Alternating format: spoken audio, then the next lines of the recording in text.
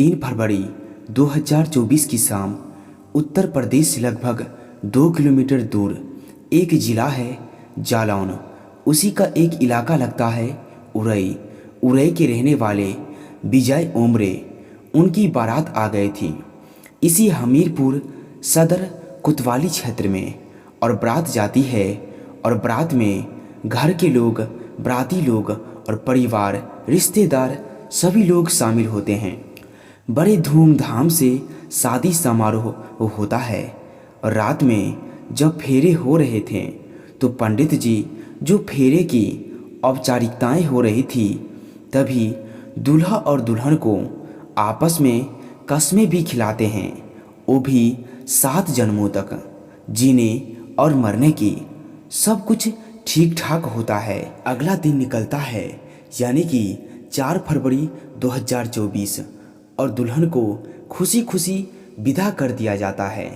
और जब ये दुल्हन विदा हो रही थी तब लोगों में बड़ी खुशी की लहर भी थी, क्योंकि सब कुछ जो किया था उसका एक भाई ने किया था।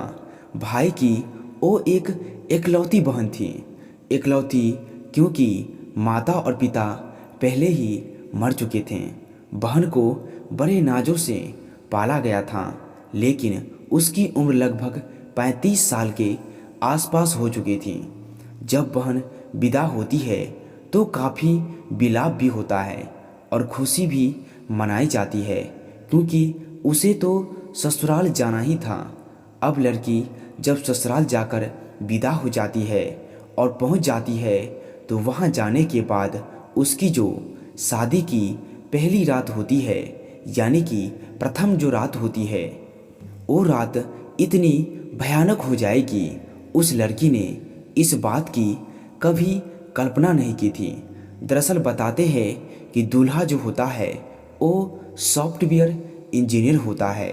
उसकी भी उम्र लगभग 35 साल के आसपास होता है। शायद स्ट्रेस की वजह से या उसे खुद पर भरोसा नहीं था, तभी अपने दोस्तों से कुछ ऐसा मशवरा लेता है जो शायद उसे नहीं लेना चाहिए। दोस्तों से बातचीत करता है और बातचीत करने के क्रम में वो कुछ खा लेता है और अपने पत्नी यानी कि बीवी के पास जाता है। ऐसा दावा किया जा रहा था कि उसने कुछ शक्तिवर्धक गोलियां का प्रयोग किया हो और गोली खाने के बाद अपनी पत्नी के पास जाता है और उसके साथ संबंध बनाने की कोशिश कर रहा था। लेकिन पूरी रात निकल जाती है और वो अपनी पत्नी के साथ कुछ इतना गंदा और इतना घिनौना कृत्य करता है जैसे कि कोई हवस का पुजारी होता है और वो किसी लड़की या किसी महिला के साथ बलात्कार करता है।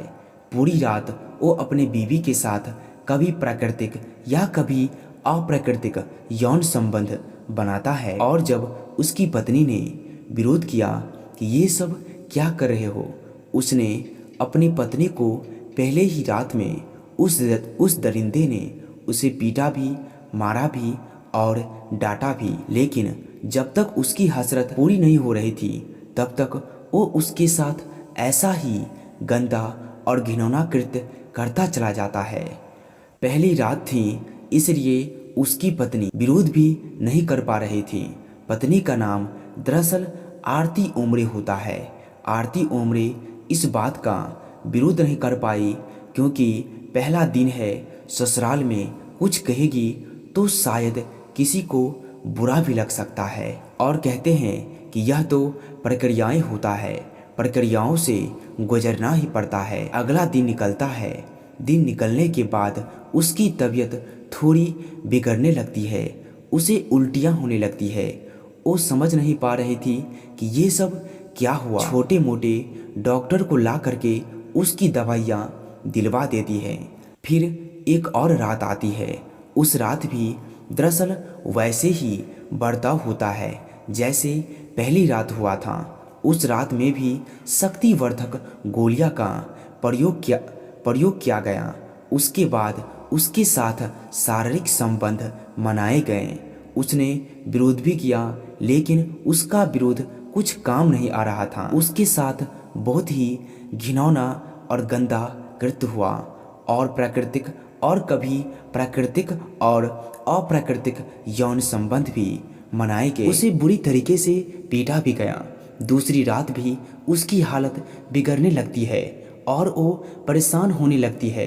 ससुराल में उसका दूसरा दिन था, इसलिए अपनी जिंदगी से जुड़ा हुआ जो सच उसके सामने हो रहा था, करे तो करे क्या। फिर तीसरी रात भी उसके साथ कुछ ऐसा ही होता है और उसके पति पूरी मनचाहा प्राकृतिक और अप्राकृतिक तरीके से यौन संबंध को पूरा कर रहा था। पत्नी के साथ क्या हो रहा है उसे बिल्कुल भी ना पता। उसके पत्नी की जो आंतरिक अंग है वो भी डैमेज हो रहे थे। तीसरे दिन अपने जेठानी से बताती है कि मेरी तबीयत बहुत ज़्यादा खराब है, मैं समझ नहीं पा रही हूँ कि आखिरकार करूँ तो करूँ क्या। उसकी जेठानी लड़की के मायके वालों की सूचना दी, तुम्हारी बहन की तबीयत बहुत ज़्यादा बिगड़ रही है, समझ नहीं आ रहा है आखिरकार बात क्या है, उसे आकर देख लो और हो सके तो उसे कहीं अच्छी जगह इलाज करा दो। लड़की वाले आखिरकार इस बात को सुनते हैं। सुनने के बाद उन्हें भी समझ नहीं आ रहा था कि अभी तो यहाँ से 2 से 3 दिन पहले यहाँ से विदा होकर गई है, लेकिन आखिरकार हो क्या रहा है। 1-2 दिन लग जाता है, 1-2 दिन लग जाता है, यानी कि 7 फरवरी को लड़की का भाई अपनी बहन के पास आता है। जाकर देखता है तो वाकई लड़की की हालत बहुत ज़्यादा खराब होता है। लड़की का भाई अपनी बहन को वहाँ से लेकर कानपुर के नर्सिंग होम प्राइवेट हॉस्पिटल में दिखाता है। जब बहन का इलाज चल रहा था तब भाभी उससे पूछ बैठती है कि आखिरकार बात क्या है, तुम इतनी परेशान क्यों हो, तुम्हारी तबीयत इतनी ज़्यादा खराब क्यों हुई, क्या वजह है। वह अपनी भाभी को पूरी कहानी बयां करती है कि उसका जो पति है उसके साथ शारीरिक संबंध बना रहा था। उसने शायद कुछ ऐसे गोलियां का प्रयोग किया जिससे कि उसकी तबीयत लगातार बिगड़ती चली गई और उसने प्राकृतिक और अप्राकृतिक तरीके से संबंध भी मनाए। जैसे जैसे वक्त आगे बढ़ता है वैसे वैसे उसकी हालत बहुत ज़्यादा बिगड़ती चली जा रही थी। वो समझ नहीं पा रही थी कि आखिरकार हो क्या रहा है। डॉक्टर भी नहीं समझ पा रहा था। 8 फरवरी 2024 को इलाज शुरू होता है। जैसे जैसे वक्त आगे बढ़ रहा था वैसे वैसे उस लड़के की हालत बहुत ज़्यादा बिगड़ती चली जा रही थी। वो समझ नहीं पा रही थी कि आखिरकार हो क्या रहा है। डॉक्टर भी नहीं समझ पा रहे थे कि आखिरकार इस लड़के के साथ हो क्या रहा है। तभी डॉक्टर के साथ एक डॉक्टरनी भी होता है जो इसके साथ रहता है और उस लड़की से समझने की कोशिश कर रही थी, पूछने की कोशिश कर रही थी आखिरकार बात क्या है। 10 फरवरी 2024 की दोपहर लगभग 3 बजे के आसपास इस दुल्हन ने हमेशा हमेशा के लिए दम तोड़ दिया। वो मर जाती है। जब मरती है तो घर में रो रो कर लोगों का बुरा हाल हो जाता है। फिर मीडिया वालों के पास ये बात जब पहुंचती है तो मीडिया वालों ने डॉक्टरनी से बातचीत करने की कोशिश की कि आखिरकार इसके साथ हुआ क्या था। तभी डॉक्टरनी ने अपना नाम न बताते हुए बताया कि इस लड़के के साथ कुछ ऐसा हुआ था जैसे कई लोगों ने मिलकर सामूहिक बलात्कार किया हो, सामूहिक गैंग रेप किया हो और इसे दर्द दिया गया हो, जिसकी वजह से शरीर की आंतरिक अंग थे वो भी डैमेज हो चुके हैं। इसका पोस्टमार्टम भी कराया जाता है और जब इसके शव को लेकर इसके अंतिम संस्कार के लिए पहुंचता है तो परिवार वालों का, मोहल्लों वालों का, गांव वालों का रो रो कर बुरा हाल हो जाता है। लोग सोचने पर मजबूर हो जाते हैं। जब भाभी के सामने मीडिया कर्मी ने कैमरा लगाया और उससे पूछा क्या बात है, क्या आप बता सकते हैं, तब उसने बताया कि उसके पति ने कुछ शक्तिवर्धक गोलियां खाने के बाद उसके साथ शारीरिक संबंध बनाए थे, जिसकी वजह से उसकी ननद की हालत बिगड़ती चली गई और वक्त पर उसके इलाज करा देते तो शायद वो जिंदा होती। उसके साथ ऐसा कुछ नहीं होता। जब लोग ये कहने लगे कि ये लड़की वाकई बहुत अभागिन थी। पहले तो उसके माता और पिता मर चुके थे, हालांकि भाई ने पूरी ईमानदारी के साथ उसकी शादी की, बड़े नाजों से इसे पाल पोस कर बड़ा किया, लेकिन जिसके साथ इसने जीने मरने की कसमें खाई थी वो भी 7 दिन तक ही उसके साथ रह सकी। और जो भी हुआ है वाकई बहुत भयानक हुआ है। इस घटना के बाद लोगों को यकीन नहीं हो रहा था कि एक दूल्हा अपनी दुल्हन के साथ ऐसा बर्ताव, ऐसा कदम कैसे उठा सकता है।